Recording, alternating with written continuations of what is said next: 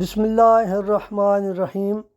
غزوہ طائف کے چند دن بعد کا ذکر ہے کہ ایک دن حضور صلی اللہ علیہ وآلہ وصحبہ وسلم مسجد نبوی میں اپنے چند جانثاروں کے حلقے میں رونق افروز تھے اور اپنے ارشادات عالیہ سے انہیں مستفیض فرما رہے تھے کہ اچانک مسجد کے دروازے پر ایک اونٹنی آ کر رکی۔ گٹھے ہوئے جسم کے ایک صاحب جنہوں نے سرے سے لے کر منہ تک ڈاٹا باندھ رکھا تھا، اونٹنی سے نیچے اترے اور آہستہ آہستہ قدم اٹھاتے نبی علیہ الصلوۃ والسلام کی خدمت اقدس میں آ کر بیٹھ کے نبی علیہ الصلوۃ والسلام ان کی طرف متوجہ ہوئے تو ان صاحب نے بڑی لجاجت سے عرض کیا، یا رسول اللہ، میں صدق دل سے اسلام قبول کرتا ہوں، اپنا دست مبارک لائیے تاکہ بیعت کا شرف حاصل کروں۔ حضور صلی اللہ علیہ وآلہ وسلم نے اپنا ہاتھ مبارک دست مبارک بڑھایا دیا۔ جب وہ صاحب بیعت کر چکے تو حضور صلی اللہ علیہ وسلم نے ان سے دریافت فرمایا، تم کون ہو؟ اپنا نام بتایا اور ساتھ ہی ڈاٹا کھولتے ہوئے یعنی منہ سے پردہ کھولتے ہوئے عرض کیا، یا رسول اللہ صلی اللہ علیہ وسلم، کیا مجھے امان ہے؟ ان کا چہرہ دیکھتے ہی ایک شمشیر بدست انصاری یہ کہتے ہوئے آگے بڑھے، یا رسول اللہ، مجھے اجازت دیجیے کہ اس دشمن اللہ کا سر قلم کر دوں۔ نبی رحمت صلی اللہ علیہ وسلم نے فرمایا، نہیں، ایسا نہ کرو، یہ شخص تائب ہو کر آیا ہے، اب اس کی سب خطائیں معاف ہیں۔ قربان جائیں نبی علیہ الصلوۃ والسلام کی رحمت پر۔ نبی علیہ الصلوۃ والسلام کا ارشاد مبارک سن کر ان صاحب کا چہرہ فرط مسرت سے بھر آیا اور انہوں نے بارگاہ رسالت میں بڑے جوش و خروش سے ایک طویل قصیدہ پڑھنا شروع کر دیا۔ اشعار سن کر نبی علیہ الصلوۃ والسلام نے اپنی چادر مبارک اتار کر انہیں بطور انعام مرحمت فرمائی۔ یہ صاحب جن کے اشعار نے امام الانبیاء رحمت عالم صلی اللہ علیہ وآلہ وسلم کو مسرور کیا، جن کو حضور صلی اللہ علیہ وسلم نے اپنی چادر مبارک سے نوازا، حضرت کعب بن زہیر مزنی رضی اللہ تعالیٰ عنہ تھے۔ حضرت کعب بن زہیر رضی اللہ تعالیٰ عنہ کا تعلق قبیلہ مدر کی شاخ مزینہ سے تھا۔ حضرت کعب رضی اللہ تعالیٰ عنہ کے والد زہیر بن ابی سلمہ کا شمار زمانہ جاہلیت کے نامور شعراء میں ہوتا تھا اور ان 7 بڑے شعراء میں سے ایک ہیں جن کے قصائد آب زر سے لکھ کر کعبہ کے اندر آویزاں کیے گئے تھے۔ حضرت عمر فاروق رضی اللہ تعالیٰ عنہ نے تو انہیں سب سے بڑا عربی شاعر کہا کرتے تھے۔ حضرت کعب رضی اللہ تعالیٰ عنہ کا خاندان نجد میں آباد تھا اور شعر و شاعری میں سارے عرب میں امتیازی حیثیت رکھتا تھا۔ باپ زہیر کے علاوہ ان کے دادا ابو سلمہ، ربیع، نانا بھائی اور پھپھیاں سب کے سب شعر و سخن کے سمندر کے شناور تھے۔ خاندانی ماحول کا یہ اثر ہوا کہ کعب بچپن سے ہی شعر گوئی کی جانب مائل ہو گئے۔ باپ کو معلوم ہوا تو اس نے انہیں شعر گوئی سے منع کیا، کیونکہ اس کے خیال میں ناپختہ عمر میں کہے گئے اشعار میں فنی خرابیاں شعراء کے اس نامور خاندان کی شہرت کو داغدار کر سکتی تھیں۔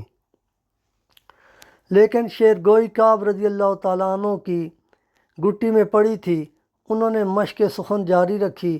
اتفاقاً ایک دن ان کے کچھ اشعار باپ کی نظر سے گزرے تو وہ ان کی جدت، ادا اور پختگی دیکھ کر اپنے فرزند کی صلاحیتوں کا قائل ہو گیا، چنانچہ انہیں شعر گوئی کی اجازت دے دی۔ ایک اور روایت میں ہے کہ باپ نے ان کا کڑا امتحان لیا جس میں وہ سرخرو ہوئے۔ اس پر خوش ہو کر انہیں مشق سخن کی اجازت دے دی گئی، یہاں تک کہ ایک دن سارے عرب نے انہیں ایک قادر الکلام شاعر تسلیم کیا۔ حضرت کعب رضی اللہ تعالیٰ عنہ کے ابتدائی حالات زندگی کے بارے میں اہل سیر بالعموم خاموش ہیں۔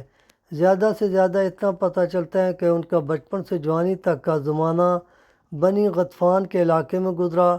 اس دوران میں وہ اپنے والد اور دوسرے بزرگوں کی نگرانی میں شعر و شاعری کی مشق کرتے رہے۔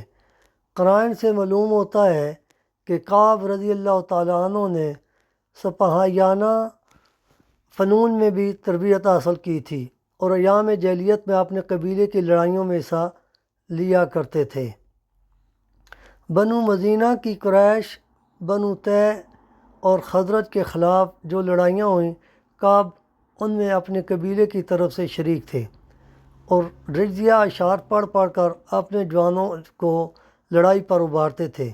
حضرت کعب رضی اللہ تعالیٰ عنہ کے باپ ظہیر نے بعثت نبی صلی اللہ علیہ وسلم سے تھوڑے عرصے بعد وفات پائی تو کعب رضی اللہ تعالیٰ عنہ نے ایسا درد انگیز مرثیہ کہا کہ جو سنتا تھا بے اختیار چشم پر آب ہو جاتا تھا، یعنی رونے لگ جاتا تھا۔ جس زمانے میں کعب رضی اللہ تعالیٰ عنہ کی شاعری کے شہرت نجد سے نکل کر عرب کے دور دراز گوشوں تک جا پہنچی تھی، اسلام کے نور ہدایت نے بھی عرب کے گوشے گوشے کو منور کرنا شروع کر دیا تھا۔ کعب رضی اللہ تعالیٰ عنہ اور ان کے بھائی بجیر رضی اللہ تعالیٰ عنہ کے کانوں تک بھی دعوت حق کی آواز پہنچی، لیکن وہ اس کی طرف ملتفت نہ ہوئے۔ صلح حدیبیہ سن 6 ہجری کے بعد دونوں بھائی اپنے وطن سے نکل کر مقام ابرق الاضاف میں آئے۔ یہاں ان کے بھائی بجیر رضی اللہ تعالیٰ عنہ نے کعب رضی اللہ تعالیٰ عنہ سے کہا کہ تم یہیں ٹھہرے رہو اور اپنی بھیڑ بکریوں کی حفاظت کرو، میں ذرا یثرب جا کر صاحب قریش یعنی نبی علیہ السلام سے معلوم کرتا ہوں کہ وہ کس چیز کی دعوت دیتے ہیں۔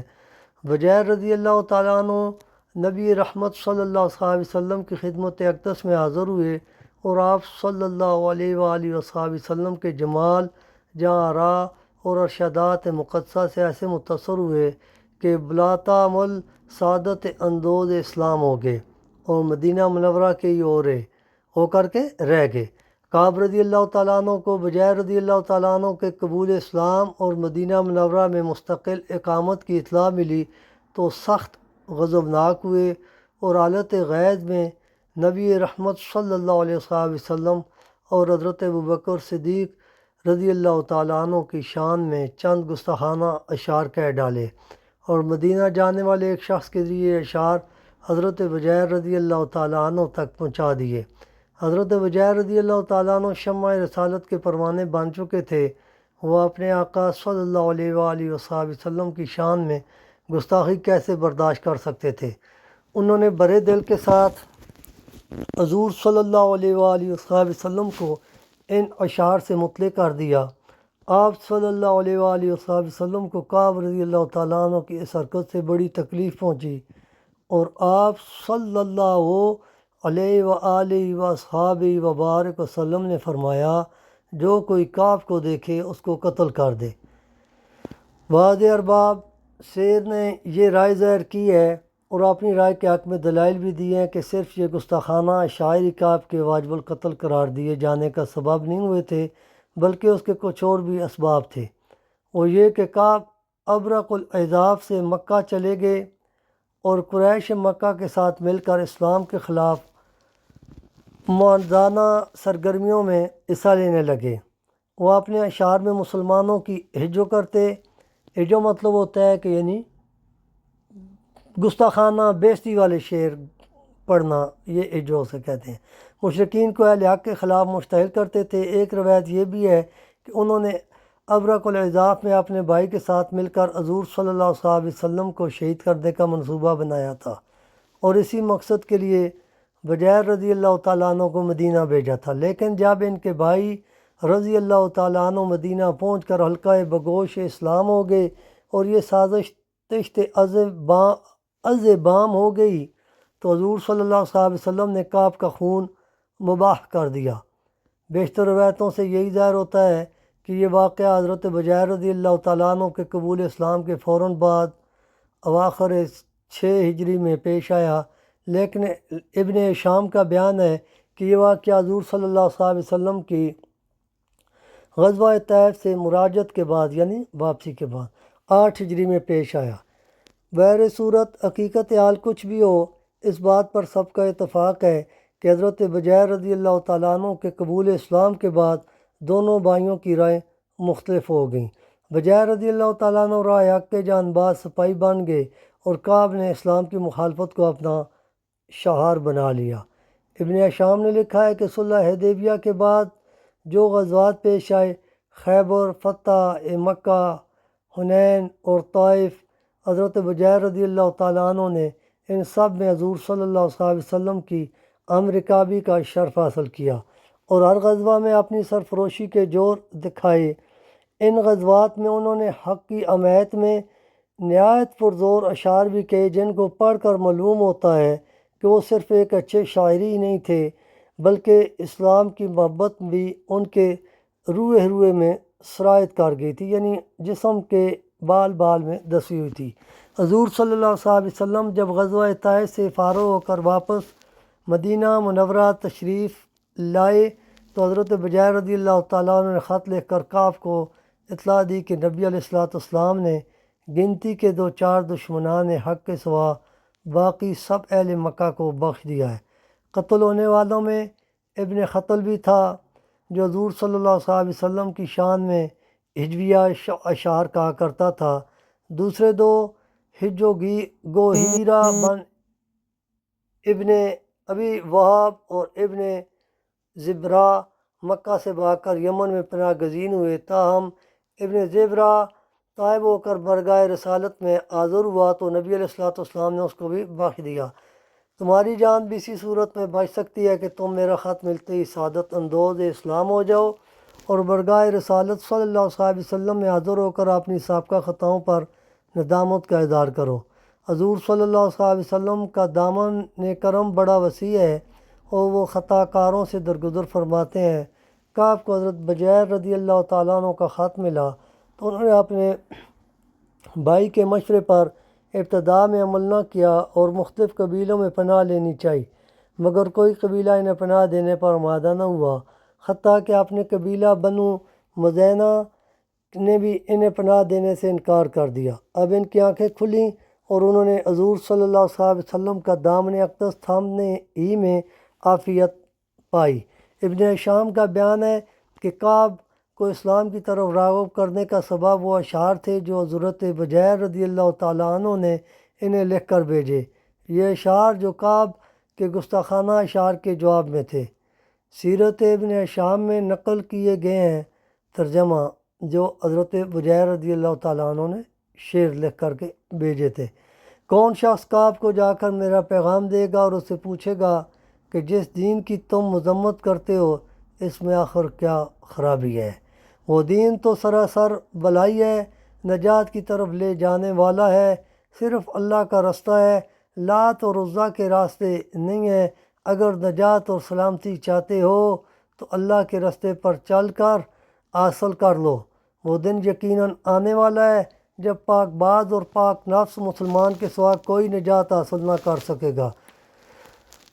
ظہیر کا دین بے حقیقت ہے اور اسی طرح ابی سلمہ کا دین بھی مجھ پر حرام ہے، یعنی باپ اور دادا۔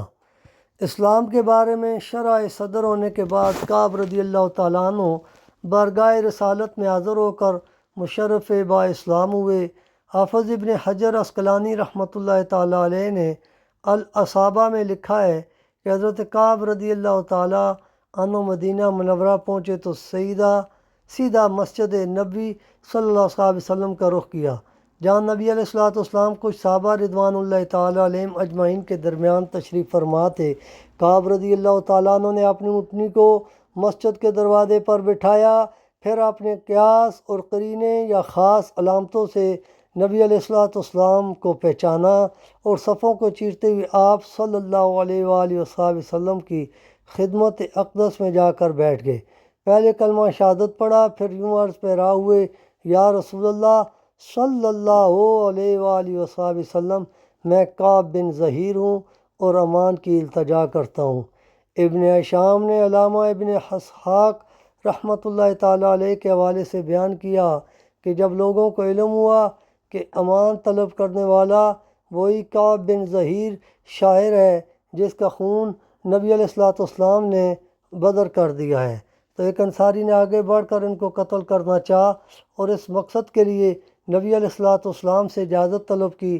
نبی رحمت صلی اللہ علیہ وسلم نے فرمایا، نہیں، کعب طائب ہو کر آیا ہے، اب اس سے کوئی تعارض نہ کیا جائے۔ اب کعب رضی اللہ تعالیٰ عنہ مسرور، خوش اور مطمئن ہو گئے اور بارگاہ رسالت صلی اللہ علیہ وآلہ وسلم میں عرض کیا، یا رسول اللہ صلی اللہ علیہ وسلم، میں نے ایک قصیدہ کہا ہے، اگر اجازت ہو تو پیش کروں؟ حضور صلی اللہ علیہ وسلم نے فرمایا، ہاں تم اپنے اشعار سناؤ۔ اب کعب رضی اللہ تعالیٰ عنہ بڑے ذوق اور شوق اور جوش و خروش سے اپنا وہ مارکہ ارا قصیدہ پڑھنا شروع کیا، جس نے تاریخ میں قصیدہ بانات ساعات کے نام سے شہرت پائی، اور کعب بن زہیر رضی اللہ تعالیٰ عنہ کے شہرت عام اور بقائے دوام کے دربار میں قابل رشک جگہ دلائی۔ یہ قصیدہ 58 اشعار پر مشتمل ہے، اور اس کا مطلع یہ ہے۔ ترجمہ: سعاد مجھ سے جدا ہو گئی، اس لیے میرا دل اب مریض ہے، اور وہ ایسا غلام اور قیدی ہے جسے قید عشق سے کوئی فدیہ دے کر بھی رہائی دلانے والا نہیں ہے۔ قصیدہ پڑھتے ہوئے جب وہ ان اشعار پر پہنچے، ترجمہ: مجھے خبر دی گئی کہ رسول اللہ صلی اللہ علیہ وسلم نے مجھے قتل کی دھمکی دی ہے، حالانکہ مجھے تو رسول اللہ صلی اللہ علیہ وسلم سے عفو کی امید ہے، یعنی معافی کی۔ حالانکہ مجھے تو رسول اللہ صلی اللہ علیہ وسلم سے عفو کی امید ہے، تو حضور صلی اللہ علیہ وسلم نے صحابہ اکرام رضوان اللہ تعالیٰ علیہم اجمعین سے فرمایا، یہ اشعار غور سے سنو۔ بعض روایات کے مطابق اس موقع پر اور بعض کے مطابق جب قصیدہ ختم ہوا تو نبی علیہ السلام نے وہ چادر جو اوڑھی ہوئی تھی اپنے جسم عطر مبارک کے اوپر وہ اتار کر حضرت کعب رضی اللہ تعالیٰ عنہ کے کندھوں پر ڈال دی۔ یہ اتنا بڑا اعزاز تھا کہ کعب رضی اللہ تعالیٰ عنہ کے نزدیک دنیا جہاں کی ساری نعمتیں اس کے سامنے ہیچ تھیں، یعنی کچھ بھی نہیں تھیں۔ جب تک وہ حیات رہے انہوں نے اس بردہ شریف کو سینے سے لگا کر رکھا، اور تنگ دستی کے باوجود کسی قیمت پر بھی اس کو جدا کرنے پر آمادہ نہ ہوئے۔ امام جلال الدین سیوطی رحمۃ اللہ تعالیٰ علیہ نے تاریخ الخلفاء میں لکھا ہے کہ حضرت امیر معاویہ رضی اللہ تعالیٰ عنہ نے چادر مبارک کو 10,000 درہم میں حضرت کعب بن زہیر رضی اللہ تعالیٰ عنہ سے خریدنا چاہا، لیکن انہوں نے اس متاع عزیز کو فروخت کرنے سے انکار کر دیا۔